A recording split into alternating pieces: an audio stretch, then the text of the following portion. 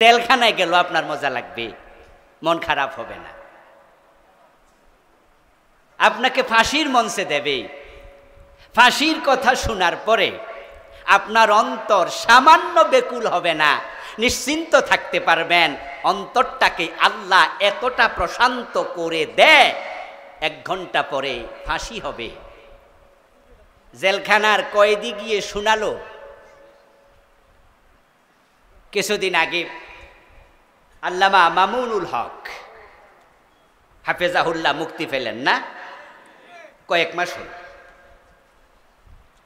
আমাদের আমির হামজা, মুফতি আমির হামজা ভাই মুক্তি পেলেন, এখনো 1 বছর হয়নি। আমি আল্লামা মামুনুল হক সাহেবের সাথে দেখা করেছি উনার বাসায় গিয়ে। আর মুফতি আমির হামজা তো আমার ছোট ভাই, বন্ধু মানুষ, একসাথে কতই বসেছি। এরপরে জেলখানা থেকে আসা এমন কিছু লোকের মুখে এক ব্যক্তির কথা শুনলাম, যার নাম এখন বলতে আমাদের কোনো শঙ্কা নাই, এখন আর ভয় নাই, বলার পরিবেশ করে দিছে কে? আল্লাহ। মীর কাশেম আলী রাহেমাহুল্লাহ বললেন যে জেলখানায় দায়িত্বপ্রাপ্ত কিছু লোক থাকে যারা তাদের তদারকি করে।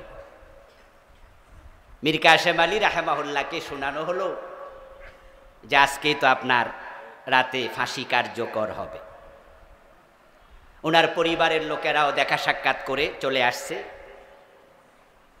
উনি ফাঁসি কার্যকর হওয়ার ঘন্টা 1.5 আগে উনার তত্ত্বাবধানকারী যে কারারক্ষী তাকে ডেকে বললেন, আমি একটু ঘন্টাখানেক ঘুমাইয়া সারি, তুমি আমাকে ঘন্টাখানেক পরে একটু ডাইকা দিও। ঘন্টা 1.5 পরে ফাঁসি, উনি নাকি ঘন্টাখানেক ঘুমাবে। কারারক্ষী বললেন আমাদের ভাইদের কাছে, আমাদের একাধিক ভাই, আমি একাধিক ভাইয়ের কাছে শুনেছি, কারারক্ষী বলছেন যে আমি কিছুক্ষণ পরে এসে দেখি মীর কাশেম আলী ঘুমাচ্ছে, নাক ডাকার আওয়াজ আমি শুনতে পাচ্ছি, মানে নাক ডাকে ঘুমাচ্ছে। তা আমি ঘড়ির দিকে তাকাচ্ছি যে ঘন্টাখানেক পরে ডাকতে হবে। কিছুক্ষণ পরে এসে ডাকবো, ঘন্টাখানেক প্রায় হয়ে গেছে, এসে দেখি উনি এখন আর ঘুমে নাই, উনি নামাজে দাঁড়িয়ে আছে। আচ্ছা আমার ভাইয়েরা, আপনি একটু ভাবুন তো, একটা মানুষের কিছুক্ষণ পরে ফাঁসি হবে, এই মানুষ কি ঘুম আসতে পারে? তার কি ঘুম আসবে? আদৌ চেষ্টা করলেও কি ঘুম আসার কথা? কিন্তু ব্যতিক্রম কিভাবে হলো? কিভাবে এটা সম্ভব? আমির জামাত মাওলানা মতিউর রহমান নিজামী রাহেমাহুল্লাহ, ওনার ঐতিহাসিক সংলাপ আপনাদের মনে আছে। এই কথাগুলো রাজনৈতিকভাবে নিয়েন না, দরকার নাই, কারণ রাজনীতি নিয়ে আমরা এ দুনিয়া আসিনি, মায়ের পেট থেকে এসেছিলাম, কোনো রাজনীতি করতাম না।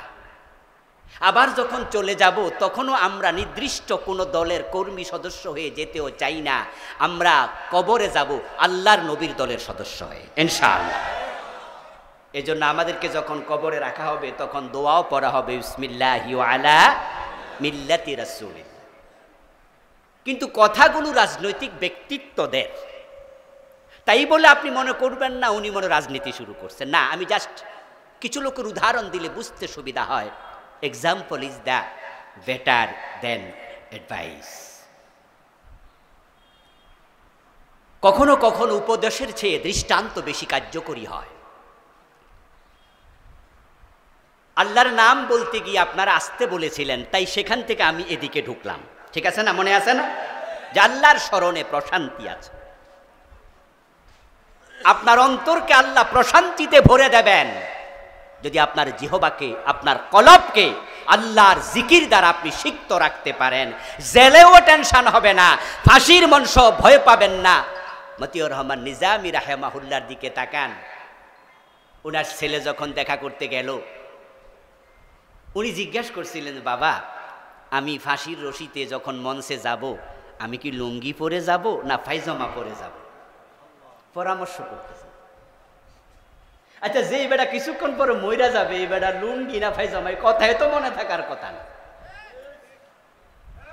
আমার প্রিয় ভাইয়েরা, মীর কাসেম আলী ঘুমাতে পারল, মতিউর রহমান নিজামী রাহেমাহুল্লাহ সন্তানের সাথে ঐতিহাসিক সংলাপ করতে পারল। এটা আপনিও পারবেন, আমিও পারবো, কারণ যাদের অন্তর তার আল্লাহকে দিয়ে দেয়, আল্লাহর স্মরণে ব্যস্ত রাখে, দুনিয়ার কোনো টেনশন তাদেরকে টাচ করে না। আমার আল্লাহ নিজে বললেন, আলা বিযিকিরিল্লাহি তাতমাইন্নুল কুলুব, আল্লাহর জিকিরের মাঝে, স্মরণের মাঝে আমি আল্লাহ অন্তরের প্রশান্তি ঢেলে দিয়েছি। আচ্ছা, যাদের ফাঁসি হবে, মৃত্যু হবে, মৃত্যুর পরে তারা কার কাছে যাবে? মাশাআল্লাহ, জবাব দিন, কার কাছে? আচ্ছা, যে আল্লাহকে সারাক্ষণ মনে রাখে, সে জানে কিছুক্ষণ পরে ফাঁসি হবে, সে টেনশনটা কেন করবে? মৃত্যুর মাধ্যমে সে তো আল্লাহর কাছে পৌঁছে যাবে, টেনশন কেন করবে? আমরা যখন কারো মৃত্যুর খবর শুনি, তখন আমরা কি পড়ি? ইন্না লিল্লাহি ওয়া ইন্না ইলাইহি রাজিউন। আচ্ছা, এটা কি মৃত ব্যক্তির জন্য দোয়া? অনুবাদের দিকে খেয়াল করলে বুঝবেন এটা মৃত ব্যক্তির জন্য দোয়া নয়।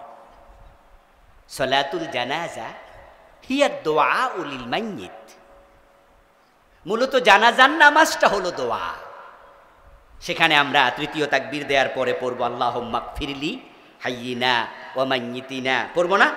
আল্লাহুম্মা গফির লাহু ওয়ারহামহু ওয়াফিহি ওয়াফু আনহু ওয়া আকরিম নুজুলাহু ওয়াসসি মুদখালাহু।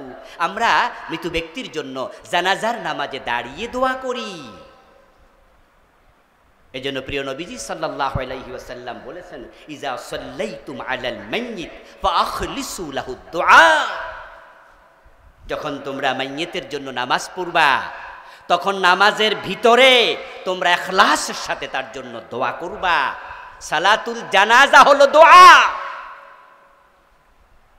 তাহলে মৃত্যুর খবর শুনে যেটা বললেন সেটা কি? সেটা হলো আত্মস্বীকৃতি। আপনি বললেন, যেই লোকটার মৃত্যুর খবর আমি শুনলাম, সে কি একাই মারা গেল, না আমাকেও মরতে হবে? ইন্না লিল্লাহি, আমরা সকলেই আল্লাহর জন্য, ওয়া ইন্না ইলাইহি রাজিউন, আমরা সবাই তার কাছে ফিরে যাব। আচ্ছা, যদি শাহাদাত যার হবে, ফাঁসি যার হবে, সে ঈমান রাখে আল্লাহর উপরে যে আমি কোন অন্যায় করি নাই, বিনা অপরাধে আমাকে ফাঁসি দেয়া হচ্ছে, তার এই মৃত্যুটা স্বাভাবিক মৃত্যু না শাহাদাতের মৃত্যু? কথা বলেন প্রিয় ভাইয়েরা। আপনি জানেন যে আপনি নির্দোষ, দুনিয়ার সব মানুষ জানে আপনি দোষী, এমন অপপ্রচার আপনার বিরুদ্ধে চালানো হলো যে আপনার মা, আপনার বাবা পর্যন্ত জানে আপনি একজন খারাপ মানুষ। ইব্রাহিম আলাইহিস সালামকে যখন আগুনে ফেলা হলো, আগুনে ফেলার আগে ইব্রাহিম আলাইহিস সালাম নিচের দিকে তাকিয়ে, সরকির দিকে তাকিয়ে, যেটা ধরে ঘুরাচ্ছিল যেন ইব্রাহিম সরকি টান দিলে মাঝখানে গিয়ে পড়ে। আগুন তো খুব জ্বলছিল, কাছাকাছি যাওয়া যায় না, ফেলবে কিভাবে?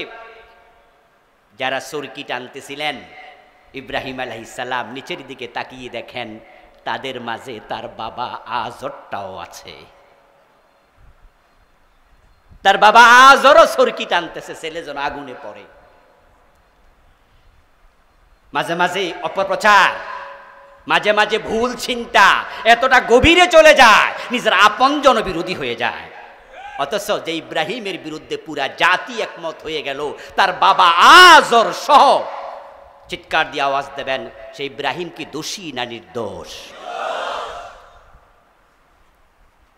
ইব্রাহিম আলাইহিস সালাম যখন আগুন থেকে 40 দিন পর বের হলেন, কিচ্ছু হয়নি উনার জন্য আগুনকে ফুলবাগান আল্লাহ বানিয়ে দিয়েছিলেন। ইব্রাহিম আলাইহিস সালাম যখন আবার কালেমার কথা বললেন, মূর্তিদের বিরুদ্ধে বললেন, তখন ইব্রাহিমের বাবা আজর বলেছিল, লা ইল্লাম তানতাহি লা আরজুমান্নাকা ওয়াহজুরনি মালিয়া। ইব্রাহিম, তুমি কি এখনো থামবা না? তোমার কারণে এ নমরুদ আমাকে গালিগালাজ করে, আমি তোমার বাবা, তাই আমাকে গালি দেয়। ওয়াহজুরনি মালিয়া, তুমি আমাকে একটু শান্তিতে থাকতে দাও, তোমার কারণে আমিও অশান্তিতে ভুগতেছি। যদি তুমি না থামো লা আরো জুমান্নাকা, আগুনে ফেলেছিলাম, পড়ায় নাই আগুন, তাহলে আমি নিজে তোমাকে পাথর মেরে হত্যা করব। বাবার এই কথা শোনার পরে ইব্রাহিম আলাইহিস সালাম খুব কষ্ট পাইছিলেন, খুব কষ্ট পেয়েছিলেন। তখন তিনি বাবাকে লক্ষ্য করে বলেছিলেন, ঠিক আছে, তাহলে আমি দেশ থেকে চলে যাচ্ছি, আমার রব আমাকে পথ দেখাবেন। তখন তিনি ইরাক থেকে সিরিয়ায় হিজরত করলেন। তামাম দুনিয়ার সব মানুষ জানে আপনি দোষী, ভুল প্রচার, অপপ্রচার, কিন্তু আপনি জানেন যে আপনার কোনো দোষ নাই, আপনি নির্দোষ।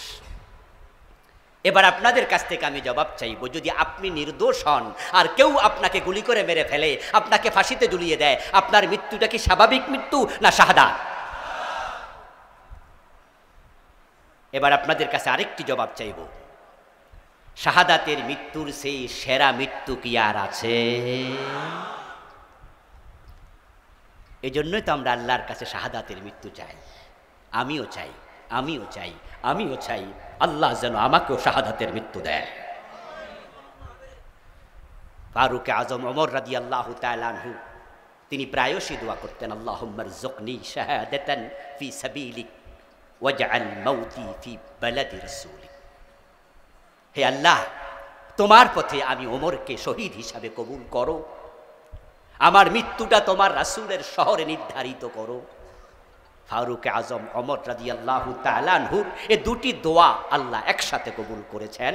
আল্লাহ উনাকে শাহাদাতও দিয়েছেন, রাসূলের মসজিদে নববীতেই তিনি শহীদ হয়েছেন। সুবহানাল্লাহ, মদিনায় তিনি শাহাদাত বরণ করেছেন। এবার শহীদ মীর কাসেম আলীর দিকে আবার যাচ্ছি, যেখান থেকে আমি আসছিলাম সেখানে গিয়ে আমরা আগের জায়গায় ফিরে চলে যাব ইনশাআল্লাহ। মীর কাসেম আলী রাহিমাহুল্লাহ, উনার বিরুদ্ধে যখন মামলাগুলোর কথা চলছিল তখন তিনি সৌদি আরবে ছিলেন। এইবারের রমাদানে সৌদি আরবের কয়েকজন ভাই আমার সাথে কথা বলছিলেন, ওখানেই মক্কায় অথবা মদিনাতে। প্রসঙ্গক্রমে বললেন যে মীর কাসেম আলীকে আমরা বলেছিলাম যে আপনি দেশে যাইয়েন না, কয়েকজন অ্যারেস্ট হয়ে গেছে, বাকিদেরকে অ্যারেস্ট করবে, অবস্থা ভালো না, আপনি দেশে যাইয়েন না। উনি তখন জবাব দিয়েছিলেন, আমি দোষ করিনি, যদি পালিয়ে থাকি তাহলে কেউ ভুল বুঝা আমাকে দোষী মনে করতে। যেই লোক নিজেকে নির্দোষ দাবি করতে পারে, জানে তাকে যে কারণে ফাঁসি আজকে রাতে দেয়া হবে ওই কারণগুলোর সাথে তার ন্যূনতম সম্পর্ক নাই, তিনি জানেন যে আমার এই মৃত্যু সাধারণ মৃত্যু না, আমি আল্লাহর সাথে মোলাকাত করব, এটাই শাহাদাতের মৃত্যু হবে, তাহলে তার অন্তরে টেনশন আসবে কেন? তার প্রশান্তির ঘুম তো হতেই পারে।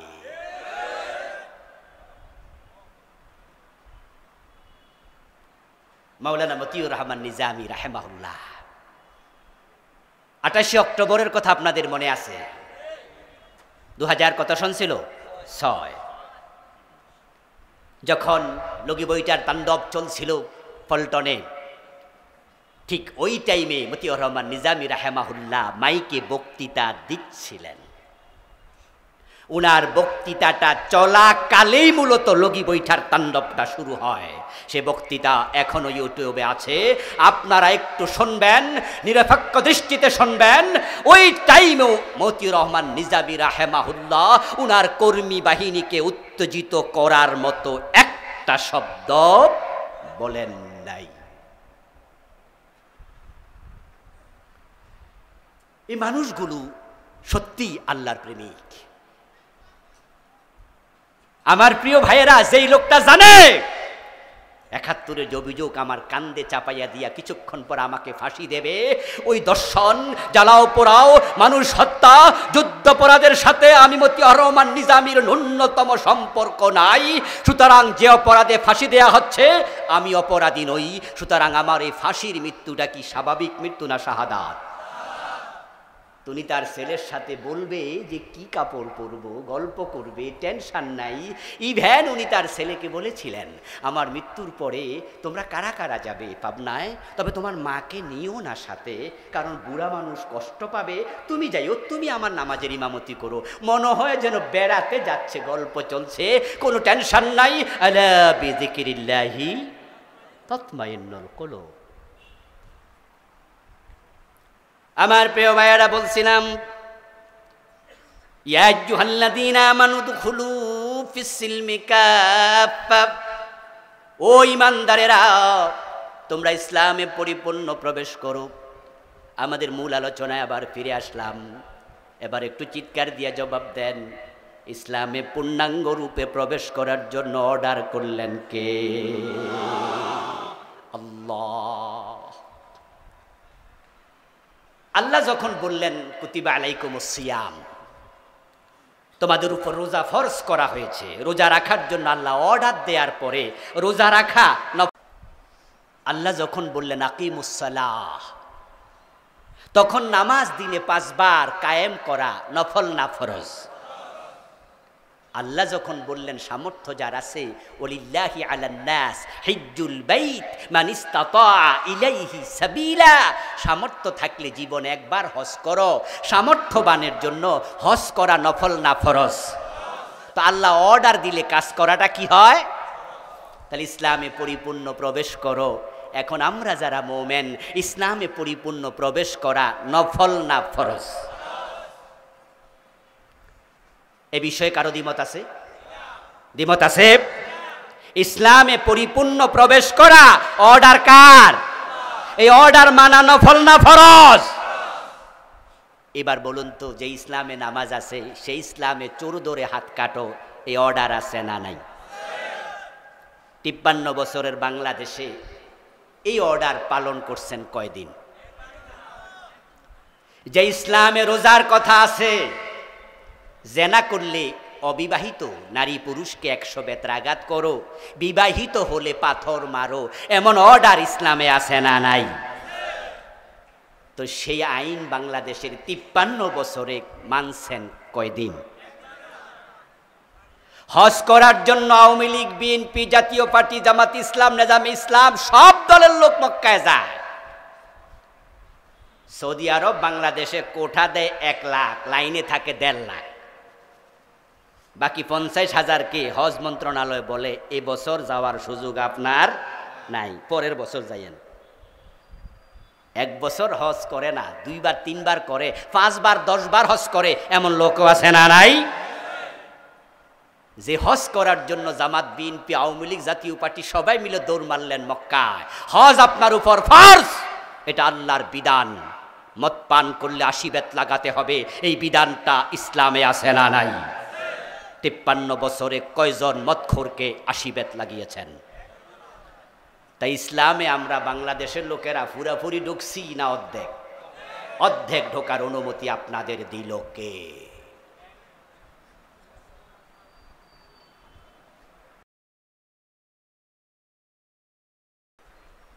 আজকের এই মাহফিলের সম্মানিত প্রধান অতিথি, বাংলাদেশ জামাত ইসলামীর কেন্দ্রীয় মজলিসে শুরার সম্মানিত সদস্য, বিশিষ্ট জননেতা, কুমিল্লা দক্ষিণ জেলার সম্মানিত আমির মহতারাম অ্যাডভোকেট শাহজাহান সাহেব, উপস্থিত আছেন বিশেষ অতিথি হিসাবে কেন্দ্রীয় মজলিসে শুরার সম্মানিত সদস্য, ঢাকা মহানগরী উত্তরের কেন্দ্রীয় নেতা মহতারাম মৌলানা ইয়াসিন আরাফাত সাহেব, মহতারাম মিজানুর রহমান সাহেব, মহতারাম খাইরুল ইসলাম সাহেব সহ অন্যান্য সম্মানিত অতিথিবৃন্দ, আজকের মাহফিলের সম্মানিত আলোচক, বিশিষ্ট আলেমে দ্বীন মহতারাম মৌলানা মনির হুসাইন সাহেব, মৌলানা ইকবাল হুসাইন সাহেব সহ অন্যান্য সম্মানিত হজরত ওলামাই কেরাম, ইসলাম প্রিয় তৌহিদি জনতা, পর্দার অন্তরালের সতী সাধবী, সম্মানিতা মা ও বোনেরা, প্রিয় দিনী ভাইয়েরা, আপনারা কেমন আছেন? মাশাআল্লাহ, আলহামদুলিল্লাহ, আমিও মোটামুটি আছি। খুব ভালো আছি তাও না, আবার একবারে খারাপ আছি তাও না, মাঝামাঝি। একটু অসুস্থতা নিয়েই আপনাদের সামনে উপস্থিত হলাম। আল্লাহর কাছে আমরা শুরুতে দোয়া করি, আল্লাহ আমাদের সকলকে সুস্থ সুন্দর ঈমানি জীবন নসিব করুন। আমার যে অসুস্থতা চলছে, আপনাদের কাছে দোয়া চাই। আপনারা দোয়া করলে আল্লাহ যদি চান, ওষুধ ছাড়া, ডাক্তার ছাড়া চিকিৎসা করে দেওয়ার ক্ষমতা, সুস্থ করার ক্ষমতা আল্লাহর আছে। আল্লাহ যেন কোরআনের ময়দানে যতদিন বেঁচে থাকি ততদিন কথা বলার জন্য যতটুকু সুস্থতা আমাকে নসিব করেন, আমিন। আল্লাহ তাআলার পবিত্র দরবারে লাখো কোটি শুকরিয়া জ্ঞাপন করছে, যে মহান মনিব অত্যন্ত মেহেরবানি করে কোরআনের আহ্বানে, কোরআনের এই ময়দানে আমাদের সকলকে হাজির হওয়ার তৌফিক দিলেন। কৃতজ্ঞতা তাকে জানাই, যিনি দয়া করে আমাদেরকে সুস্থ রাখলেন, পবিত্র কোরআনের কথা বলার মতো, শোনার মতো কোরআন মুখে হৃদয় দিলেন। এই সব নেয়ামতের মালিক কে? সেজন্য আমরা আলোচনা শুরুতে মন প্রাণ উজাড় করে অন্তরের সবটুকুন শ্রদ্ধা এবং ভালোবাসা দিয়ে আমাদের মনিব আল্লাহ তাআলাকে শুকরিয়া জানাই, কৃতজ্ঞতা জানাই।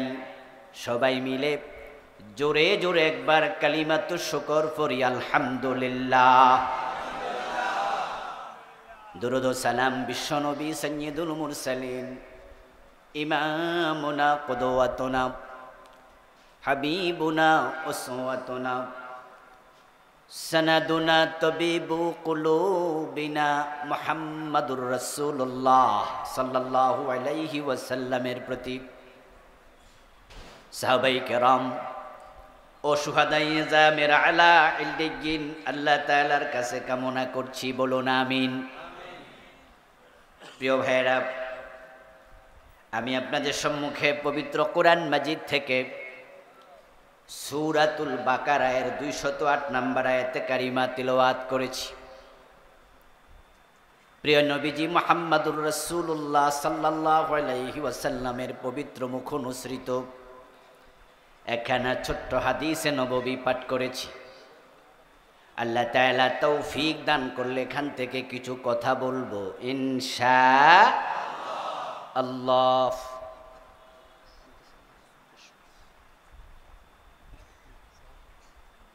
আমরা সবাই জানি ইসলাম হলো পূর্ণাঙ্গ জীবন বিধান। মানুষের জীবনের এমন কোনো দিক নেই, বিভাগ নাই যার আলোচনা ইসলামে নাই। জীবনের বটম থেকে টপ পর্যন্ত, ব্যক্তি জীবন থেকে আন্তর্জাতিক বলয় পর্যন্ত, পাকঘর থেকে মঙ্গল গ্রহ পর্যন্ত মানুষ থাকবে যেখানে, ইসলাম থাকবেই সেখানে। সূরাতুল বাকারার 208 নম্বর আয়াত আল্লাহ তাআলা এই কথাটাই বললেন, উদখুলু ফিস-সিলমি কাফা। হে ঈমানদারেরা, তোমরা যারা ঈমান এনেছো, ইসলামে তোমরা পরিপূর্ণ প্রবেশ করো। যারা ঈমানদার, ঈমান আনার পরে কাজ শেষ না শুরু। মাশাআল্লাহ, বুঝ থাকতে হবে, ক্লিয়ার। অনেকে ঈমানদার পরিচয় দেয়, 5 ওয়াক্ত নামাজ পড়ে না, এমন ঈমানদার পরিচয় দাতা আছে না নাই? সে কাজ শেষ করলো না শুরু করলো? শেষ। আজকে 5 ওয়াক্ত নামাজ 1 ওয়াক্ত পড়ে নাই এমন মুসলমানের সন্তান আছে কিনা? আমাদের কারো কারো নিজের ঘরেও। গত রমাদানে একটা রোজাও রাখে নাই এমন মুসলমানের সন্তানও আছে। 5 ওয়াক্ত নামাজ পড়ে না, ইভেন জুমার নামাজ পর্যন্ত পড়ে না, এমন হতভাগাও আছে। নামাজ পড়ল না, রোজা রাখলো না, পর্দা করলো না, ইসলামের বিধান কোনোটাই মানল না, কিন্তু নামে পরিচয় দিচ্ছে সে নাকি মোমেন। ইমান সে আনলো, কালেমা সে পড়ল, কিন্তু কালেমার দাবি সামান্য পূরণ করে নাই।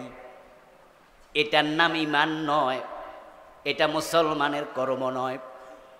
এজন্য আল্লাহ বলছেন, ইয়া আইয়ুহাল্লাযীনা আমানু, ও ইমানদারেরা, উদখুলু ফিস-সিলমি কাফা, ইমান আনার মাধ্যমে যে মুসলিম মুমিন পরিচয় দাও, সে ইসলামে পরিপূর্ণ প্রবেশ করো।